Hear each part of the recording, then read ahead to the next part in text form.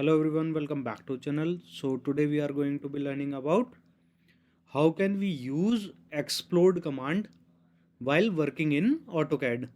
As you can see that this property line is joined, and also I have drawn like gate and fence over here, and this is also joined.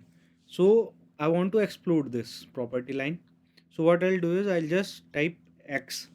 Here you can see this one is popping up explode explode. I'll just press space or enter like this. Here it is showing me select object. I'll select the object, just press space or enter like this. As you can see that the lines which I explode just now is broken like this, and these are separate lines.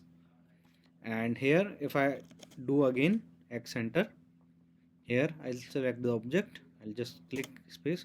Here you can see this one is also broken, like as you can see this one is also joined. And if I press X space enter here like this, it is exploded. I'll show you one more time like this. Here it is joined, and I'll just type X space or enter. I'll select the object. Here you can see the line is broken. So this is the way you can use explode command in AutoCAD. I hope you find this video useful. So take care. Bye bye.